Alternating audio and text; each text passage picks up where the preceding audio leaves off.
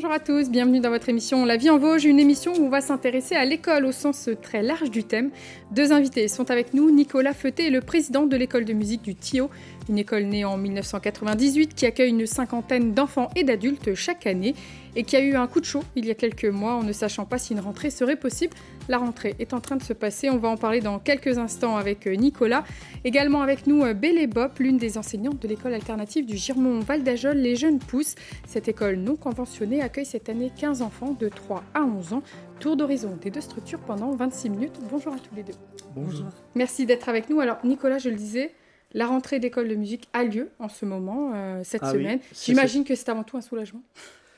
Oui, c'est surtout le fruit d'une décision que le comité de l'école de musique a prise au mois de juin, d'assurer la rentrée de septembre, parce que, on va dire que l'horizon s'était éclairci, on avait réussi à renouer le dialogue avec certains élus, à parler sereinement des questions importantes, c'est-à-dire le projet pédagogique plus que l'argent.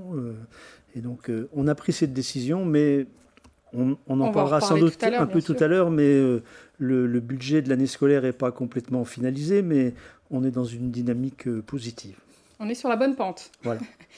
Une rentrée également qui s'est bien passée du côté de l'école des Jeunes Pousses, Bélé. Oui, tout à fait. Donc voilà, ça fait plaisir de retrouver ces élèves et d'en accueillir des nouveaux. Donc on est à 15 élèves cette année, donc de 3 à 11 ans. Il y a une petite perte d'effectifs parce qu'on a aussi eu des départs pour le collège et puis voilà, des familles qui sont parties ailleurs et puis d'autres familles qui ont rejoint l'aventure. Donc voilà. Il y a encore des places. L'idée, c'est d'être à combien en temps? Alors, l'année dernière, nous étions à un équilibre de 19 élèves. Ça, c'est, on va dire, la situation idéale. Et puis là, à 15, ça fonctionne. C'est chaleureux, c'est familier. Mais voilà, ça serait mieux, disons, d'avoir un petit peu plus d'enfants. Donc, voilà, on les accueille avec plaisir. Alors, une rentrée sereine, tout du moins. Alors, parce qu'il y a quelques années, comme pour l'école du Thillot, ça avait été aussi un petit peu compliqué en raison des financements, parce qu'il faut rappeler que donc, c'est une école non conventionnée, on va y revenir tout à l'heure, mais le coût, enfin la participation, le financement que les parents donnent, c'est aussi pour financer l'école, en fait. C'est un cercle vertueux, fermé. Oui, tout à fait. Donc, c'est une association de parents qui sont à l'initiative de ce projet et qui continuent de le faire exister et vivre au quotidien. Et donc là, ça fait depuis 2021 que mon collègue Thierry Germain enseigne dans cette école et moi, je l'ai rejoint en septembre. Donc, ça fait notre 3e rentrée ensemble, voilà, sur un projet pédagogique qui répond du coup à ces attentes des parents et puis on l'espère au bien-être des enfants. Alors on dit que c'est une école non conventionnée par l'éducation nationale. C'est parce que l'éducation nationale ne reconnaît pas les écoles alternatives. Explique-nous bien pour que tout le monde comprenne le distinguo. Alors en fait, nous ne sommes pas obligés de suivre le programme officiel de l'éducation nationale, mais nous avons quand même les mêmes objectifs, c'est-à-dire que nous répondons au socle commun des compétences. Sauf que nous avons des outils autres pour arriver à ces moyens, donc notamment le matériel Montessori ou un travail d'une manière un peu plus individualisée, c'est-à-dire que l'enfant va pouvoir avancer à son rythme, on va travailler d'une manière un petit peu autre, mais en répondant quand même à ces critères et en ayant en fait la validation annuelle de l'inspecteur qui vient nous voir et qui atteste que l'école réponde bien à toutes les attentes en matière déjà de sécurité, mais aussi de qualité d'enseignement. Donc voilà, ces retours sont toujours très positifs. Donc voilà, on est content quand même d'être en cohérence avec les attentes aussi, les objectifs. Alors Nicolas, avant de revenir sur l'histoire de cette école et sa création, son fonctionnement, on va parler de l'actualité. Une rentrée, d'accord, c'est ce que vous nous disiez, mais pour autant, est-ce que l'avenir de l'école est assuré? Est-ce que la question de son financement est réglée? Vous nous disiez non il y a quelques minutes. Où on en est aujourd'hui? Alors, ça dépend si on se place à très court terme ou à très long terme ou à quelques années plus loin. À très court terme, c'est pour ça qu'on a décidé d'organiser la rentrée. Les communes qui nous ont historiquement toujours suivis continuent de le faire. On a récupéré, entre guillemets, 2 nouvelles communes qui n'avaient jamais financé participer au financement de l'école qui nous ont rejoints. Et puis, on avait dans le feu de notre drame du printemps lancé une cagnotte citoyenne, donc qui a un petit peu ramené de beurre dans les épinards. Mais malgré tout ça, ça nous a permis de décider d'organiser la rentrée, mais on ne va pas au bout de l'année scolaire. Donc on a décidé de lancer une opération de mécénat auprès du monde économique pour boucler le budget et puis pour bien dire qu'on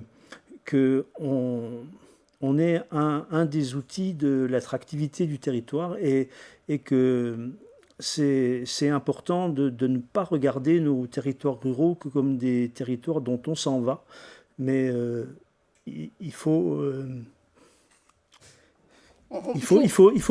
faire en sorte que des gens puissent y revenir. Alors, comme ma voisine est revenue sur son territoire de Fauconnier-la-Mer et Girmont alors qu'elle en était partie, ou que de nouvelles personnes arrivent sur nos territoires qui sont... Alors, ils sont riches parce qu'il y a une école de musique, mais bien sûr, pas que, puisque on y produit beaucoup de choses et on a des entreprises dynamiques, etc. Et donc, c'est parce qu'il y a cette connivence presque entre le monde économique et notre proposition culturelle qu'on se tourne vers les entreprises. Alors, c'est quelque chose qu'on a lancé il y a très peu de temps. Donc, tout le comité de l'école de musique a été envoyé en mission pour aller chez son boucher, son plombier, mais aussi son employeur. Et donc, on a une proposition de différentes formules pour permettre à tous, en fonction de la taille de son entreprise et des moyens de l'entreprise, voilà, ça va de 50 à 2000 euros d'aide à notre association. Aujourd'hui, quel est le budget qui manque pour aller au bout de l'année scolaire ? À peu près 15 000 euros.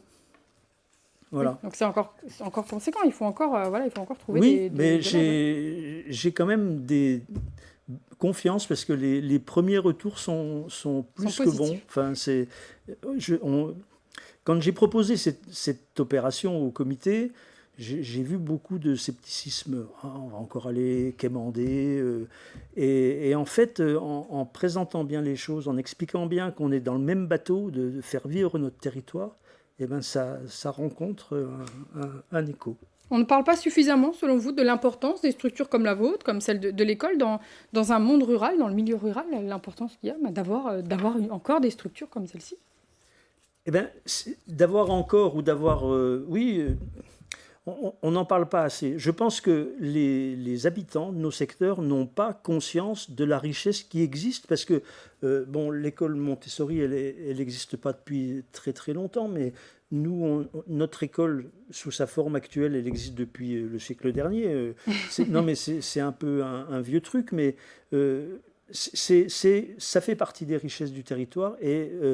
on n'en a pas toujours conscience quand on habite dans ces...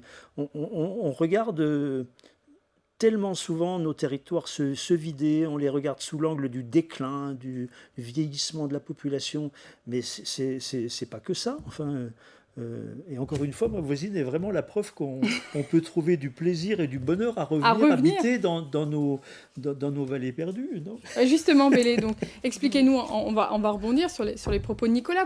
Vous étiez parti, donc vous étiez avant dans une école publique. Oui, voilà. J'ai enseigné pendant 2 ans dans une école publique près de Nancy. Et puis après, effectivement, j'ai ressenti cette envie de retourner dans la région où j'avais grandi. Et puis, en ayant déjà cette curiosité pour les pédagogies alternatives de manière générale, je suivais déjà un petit peu ce projet d'école. Et puis, finalement, ça s'est assez bien agencé. Ils recherchaient une personne à ce moment-là. Et puis voilà, donc j'ai profité de cette occasion. Et effectivement, je suis très contente, en fait, en revenant à la campagne, de pouvoir conjuguer ce plaisir que sont les activités culturelles et cette vie culturelle et associative aussi, avec la tranquillité et puis le cadre exceptionnel qu'on a quand même au Girmont, mais au Tillot aussi. On parle de l'importance d'une école de musique, mais l'importance d'une école, alors qu'elle soit conventionnée ou non, on parle beaucoup des écoles qui ferment dans les villages. Aujourd'hui, on parle des fermetures, mais il faut aussi soutenir les initiatives d'une école, qu'elle soit conventionnée ou non, c'est primordial dans le monde rural. Tout à fait. En plus, on est vraiment soutenu par la commune qui nous prête du coup les locaux et avec qui on collabore régulièrement. Donc voilà, ça peut être des petites choses au quotidien. On va, avec les enfants, écrire un petit journal qu'on va proposer à la commune pour les tenir au courant un petit peu de ce qui se passe à l'intérieur de l'école. L'année dernière, on a proposé notre spectacle de fin d'année sur le marché du Girmont-Val d'Ajol. Et puis, on a vraiment le soutien de la commune. Et en même temps, on sent qu'on peut apporter quelque chose en termes de vie. C'est ça, c'est une vie, c'est une dynamique aussi oui. dans une commune, hein, une école. Que ce soit et puis, c'est une solution ou... aussi de proximité pour les familles qui habitent dans la région et qui ont envie, en fait, de pouvoir offrir ce cadre-là, oui. Alors, on va poursuivre dans quelques instants, mais juste avant, je propose qu'on regarde un reportage consacré justement au monde rural. On regarde et on en reparle juste après. Il est signé Marie-Danielle Rogovitz et Aurélie Colombel. Le quartier des Bons Amis à Matincourt a rejoint officiellement le réseau des 1000 cafés. Avec cette inauguration samedi dernier, les Vosges en comptent désormais 4. Ce programme, lancé en 2019 en France, s'adresse aux communes de moins de 3500 habitants. Pour réinventer le café du village, c'est justement ce que souhaite le maire de Matincourt pour ses 800 habitants. C'est un lieu de convivialité, de liens sociaux, et c'est vraiment ce qu'on voulait rechercher à Matincourt. Matincourt, par le passé, avait ce type d'établissement qu'on a perdu au fil du temps, et ce programme 1000 cafés était une opportunité à saisir pour Matincourt. Le groupe associatif SOS est à l'initiative des programmes 1000 cafés, des lieux multiservices, mais avec des variantes selon les besoins des communes. Aucun territoire n'a les mêmes attentes. Il peut y avoir des rendez-vous bars, des rendez-vous restaurants, des rendez-vous cuisine, des rendez-vous épicerie et multiservices, parce que nous amenons aussi tout un tas de partenaires, dont la FDJ, le PMU. Et voilà, on met toutes ces choses-là à disposition. Ce café-bar, avec son restaurant snacking, viendra compléter sans concurrencer les commerces de proximité qui existent déjà. Le jour où le boulanger local donc, est fermé, eh bien, la gérante de l'établissement du quartier des Bons Amis assurera un dépôt de pain. Pour monter ces projets, le groupe associatif SOS peut compter sur des partenaires publics, État, départements et régions, qui aident financièrement ici pour les travaux de transformation de bâtiments communaux. Le privé joue également un rôle important avec des grandes marques comme Cronenbourg, Total Energy et même Coca-Cola. Investir dans la ruralité, c'est comme pour les dom-toms, cela permet de bénéficier du dispositif de défiscalisation. Leur démarche commerciale, c'est leur affaire. Moi, ce que je vois, c'est qu'eux, ils ont compris ce que nous, on essaie de faire sur les territoires. On essaie de faire en sorte que les gens restent dans les villages, que les gens existent dans les villages, que les commerces renaissent dans les villages. Ils ont décidé d'accompagner le projet. Tant mieux, nous prenons. Et puis, il y a la grande famille des gérants qui sont accompagnés par le réseau pendant 7 ans avant de voler de leurs propres ailes et qui s'entraident. Ainsi, pour pallier l'absence pour raison de santé de la gérante Déborah, Steph et Flo, qui tiennent le café de Girancourt, ont assuré en cuisine. Du fuseau, du jambon de pays et le fuseau de sanglier. C'était important pour nous, en plus notre maire est présent, Yves est notre référent, donc on se doit de... faut vraiment tirer vers le haut et puis s'entraider au maximum. Alors, une initiative que vous connaissiez, les 1000 cafés? Pas du tout. On ne peut que soutenir. On parlait de monde rural tout à l'heure, de choses qui se mettent en place. Nicolas, j'imagine qu'on est vraiment dans le sens de ce que vous disiez tout à l'heure. Ça va dans le même sens. Oui, alors je ne connaissais pas cette initiative. Alors le Tillot et les communes du canton du Tillot sont des communes peut-être un peu plus importantes en nombre d'habitants que Matincourt, et donc on a encore des cafés. C'est une chance, profitons-en. Gardons-les. Mais bon, oui, on est quand même dans le même sujet. Hein. Il a parlé tout à l'heure de départ, voilà, on regarde toujours ceux qui s'en vont et on ne pense pas qu'il y en a qui peuvent venir. Mais il y en a qui viennent. Et il y en a qui viennent. Bélé, cette école alternative, elle a été créée avec quel objectif ? Alors, donc, les objectifs sont effectivement multiples. Donc, il y a d'une part, effectivement, de proposer une solution aux familles sur place, qui sont à l'initiative, en fait, de ce projet, qui ensuite ont engagé les enseignants. D'autre part, il y a certaines familles qui viennent de l'IEF, donc l'enseignement en famille, donc qui faisaient l'école à la maison et qui, maintenant, souhaitent intégrer un projet scolaire. Et puis un projet scolaire avec cette particularité-là d'être une petite structure, donc une structure accueillante, une structure qui offre cette place à l'individu, aux familles, aux parents, aux enfants, et qui propose du coup certaines pédagogies alternatives dans lesquelles on va piocher en fonction de nos besoins. C'est-à-dire que par exemple pour les plus jeunes, on va vraiment utiliser tout ce matériel Montessori qui est fourni par l'association Agir mon enfant et qui va permettre le développement sensoriel et l'autonomisation du jeune enfant. Et puis aussi le fait qu'il puisse vraiment travailler à son rythme. Donc on a cette chance de pouvoir avoir peu d'élèves et de les accompagner chacun là où ils en sont. On s'adapte en quelque sorte. On s'adapte énormément aux besoins des enfants, mais aussi à leurs particularités, aux besoins des familles aussi, et puis au-delà de ça aussi à nos envies en tant qu'enseignants et au quotidien de ce qu'est l'école. Donc pour les plus grands, on va de la même manière aller piocher un petit peu dans tout ce qui nous semble intéressant. Ça peut être de la pédagogie freinée, une approche par la pédagogie de projet. On va construire beaucoup de projets. Donc là, encore une fois, on essaie vraiment de mettre au cœur l'enfant avec ses intérêts et ses différentes manières d'apprendre, parce qu'elles sont multiples. Bien sûr. Et puis de proposer quelque chose qui puisse convenir quand même à tout le monde et former ce petit groupe multi-âge dans lequel on évolue. Et on le disait, donc il y a 15 enfants cette année, d'âges différents. Donc. On entend souvent dans les écoles classiques, les écoles conventionnées, que les doubles, voire triple niveaux, c'est très difficile à gérer. Vous allez pourtant, vous, dans ce sens. Donc, quelque part, est-ce que c'est parce que c'est une autre pédagogie qui est utilisée, donc du coup, qui permet d'avoir ce double, voire ce triple niveau ? Alors effectivement, c'est quelque chose qui a été déjà préconisé par Maria Montessori. Et puis au-delà de ça, c'est pas forcément évident au quotidien. Donc on est aussi 2 enseignants. Et donc c'est vrai que notamment sur les matinées, puisque moi je travaille en plus à mi-temps, mais sur les matinées, on a vraiment des moments de classe dédiés à chaque niveau. Donc on fait des petits groupes en fonction des besoins, etc. Donc ça existe, parce qu'effectivement, il y a quand même des enjeux et des intérêts différents.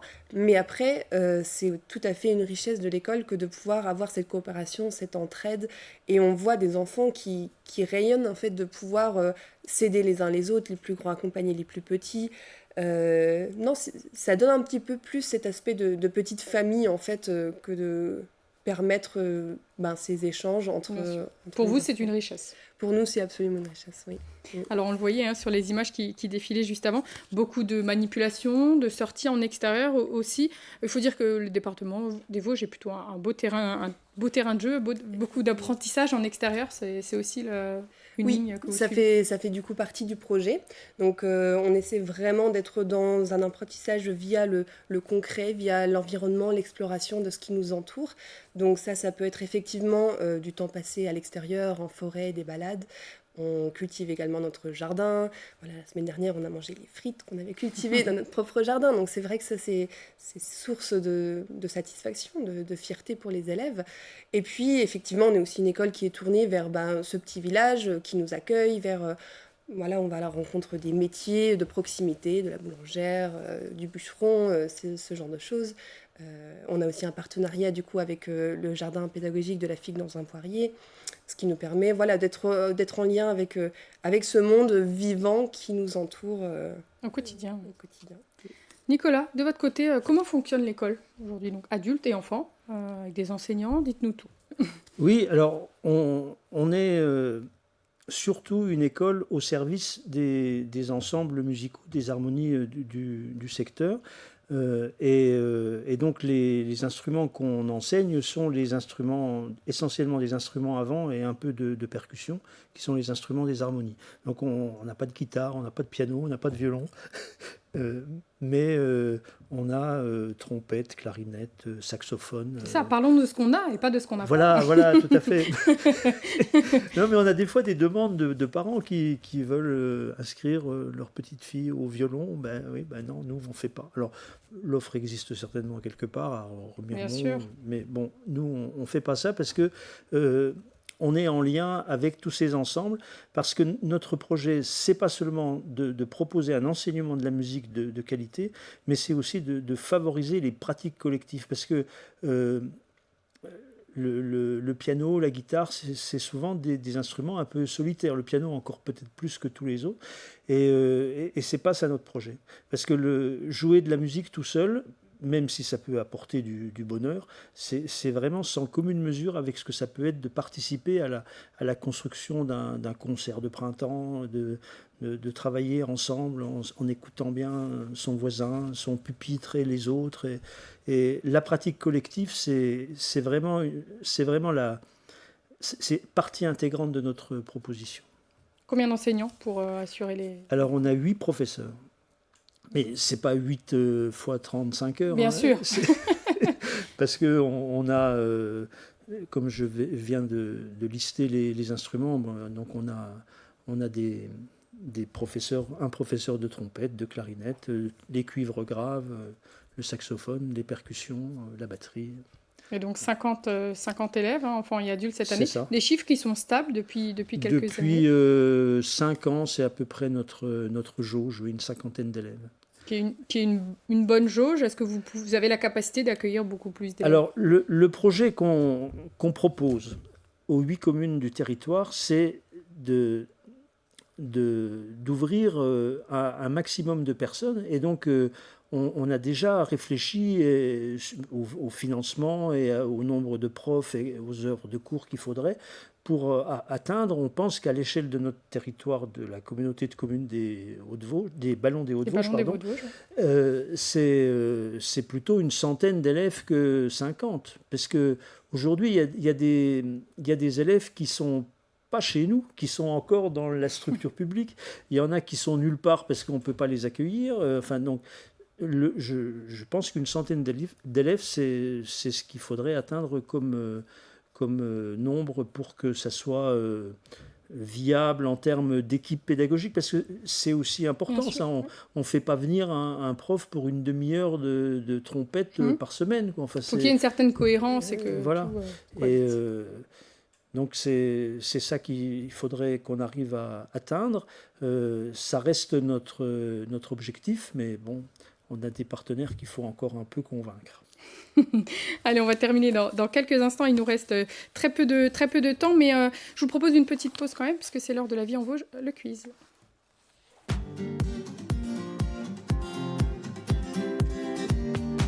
Alors, vous avez beaucoup parlé, mais vous n'allez pas y échapper. C'était bien tenté. Le quiz, 2 questions. Comme chaque semaine, on cherche un festival itinérant, mêlant musique et jardin. Donc 3 propositions. Est-ce qu'il s'agit du festival Réseau Nuance? Est-ce qu'il s'agit du Boplicity Jazz Festival? Ou est-ce qu'il s'agit du festival des Abbayes? Si je vous dis musique et jardin, Bélé, vous me dites? Le premier. Festival Réseau Nuance. Nicolas. Oui, je dirais Réseau Nuance, parce que je pensais à un autre festival, le Tambouille Festival, mais celui-là, il n'était pas trop itinérant. C'est vrai, et puis j'aurais pu rajouter encore théâtre si j'avais voulu. Donc oui, il s'agit bien du festival Réseau Nuance. Le Boplicity Jazz Festival se déroule au château des Capucins à Rambervillers. Comme son nom l'indique, c'est un festival de jazz sur 3 jours au mois d'août. Le festival des abbayes n'est bien évidemment plus à présenter dans les Vosges. Chaque été, la musique s'invite dans les abbayes vosgiennes. Il s'agissait donc du festival Réseau Nuance qui sillonne les jardins pour un moment musical, à l'initiative notamment du violoncelliste Stan Duguay. Voilà. Deuxième question, on va parler d'école et d'investissement. Alors une école publique vosgienne a investi récemment dans des bureaux particuliers. Alors lesquels, à votre avis? Est-ce qu'il s'agit des lits bureaux? Ça peut être une idée.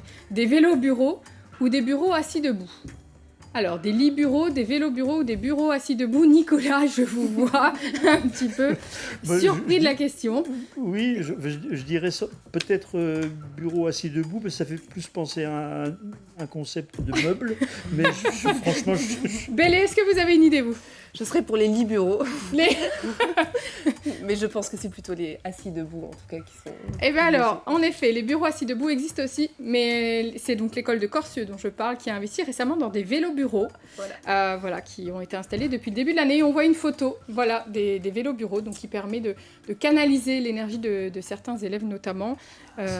Des vélos bureaux, on pédale en même temps. Bélé, est-ce que c'est une idée qui pourrait rentrer complètement dans le... Alors là, mes élèves seraient tout à fait enthousiastes à cette idée-là, j'en connais certains, donc voilà, si s'il y a des partenaires qui souhaitent offrir des vélos bureaux à l'école du Girmont Val d'Ajol, c'est avec grand plaisir. Oui. Là, les perspectives pour l'année, donc un service civique, je crois que vous cherchez. Hein, alors oui, effectivement, on est toujours en recherche. Donc si vous avez en dessous de 25 ans, venez visiter notre école. Et puis si vous avez au-dessus de 25 ans, vous pouvez quand même venir nous rejoindre. Voilà, on a beaucoup de manifestations pour aussi récolter des fonds, mais aussi faire connaître notre projet et puis partager des moments conviviaux. Donc ça peut être un marché de Noël qu'on organise, différentes opérations agrumes, etc.